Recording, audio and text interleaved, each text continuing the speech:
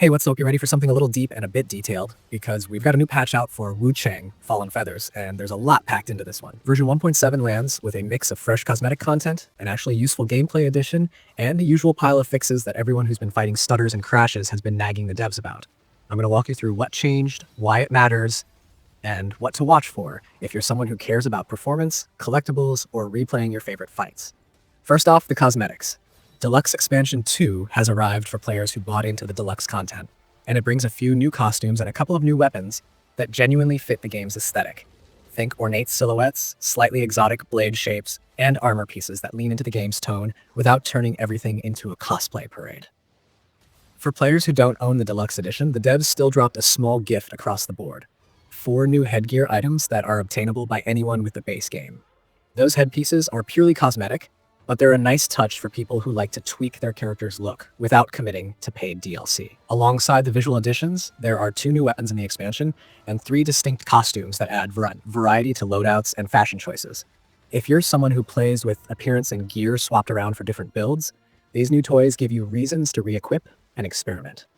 The second big change is one I think a lot of players will genuinely appreciate: the Rechallenge feature. After you clear a boss, this mode lets you go back and fight them again without having to replay whole swaths of the game. That's huge for people who chase speedruns, weapon or shield-only runs, or just want to experience a specific boss encounter again for mastery or style. It's the sort of QOL addition that seems small on paper, but pays dividends when you're trying to practice parry windows, experiment with new builds, or grab a particular achievement you missed the first time. On the technical side, the patch lists stability and performance work across platforms, fixes targeted at crash-prone areas, memory handling improvements aimed at the VRAM issues that plagued some players, and various optimizations intended to reduce stuttering. The studio has been on a long run of iterative updates to ward off the worst of the launch problems, and this one continues that trajectory with additional crash and bug work that should make the game behave more consistently on mid-range hardware. That said, it's worth remembering that prior patches and the surrounding discourse had included more contentious matters. Earlier updates sparked heated debate because some gameplay and narrative adjustments left players feeling the tone and challenge had shifted in ways they didn't like, and there have been community efforts to roll back certain changes via mods. The new patch doesn't seem to be an olive branch on those deeper narrative or design debates. Instead, it focuses on content and the technical issues that affect playability. So if you were hoping for a full reversal of prior design decisions, this update probably won't satisfy that.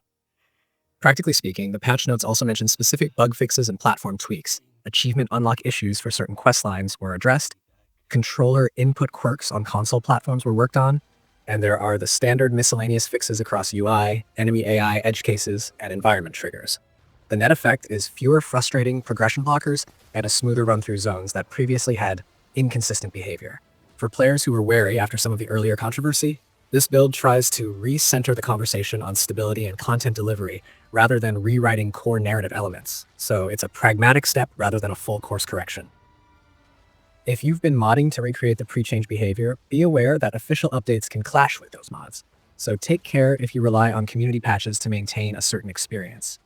One thing to highlight is how this patch frames developer intent. You can see 2 clear priorities: get paid or premium content out to deluxe owners while shoring up the technical problems that make the game a slog for others. Cosmetic DLC and free headgear are revenue and goodwill style choices, while the Rechallenge feature and performance work are explicitly aimed at improving retention and the player experience. It's a balancing act that studios often play after launch, and whether it lands well with the player base depends on whether the fixes feel substantive enough to address the most painful issues. The update also includes a handful of niceties that aren't flashy but do matter. Minor QL fixes to menus, tweaks to inventory sorting, and adjustments to some animation timings that make melee feel a touch less clunky in specific windows. Those little changes are the kind of thing you only notice when they're gone, and they slowly add up to a more polished feel when combined with the bigger patches. In short, this release is not a dramatic course correction on the controversial design bits, but it gives players new things to wear and use, a genuinely useful Rechallenge mode for boss fights, and a continued push to stabilize performance. If you're someone who wants to replay bosses without slogging through the whole map again, this update is a clear win. If you are hoping for narrative reversals or sweeping design restorations, temper expectations. The patch prioritizes content and stability. Either way, there's now more to try, more fights you can revisit, and fewer of the crashes that made progress frustrating for many players.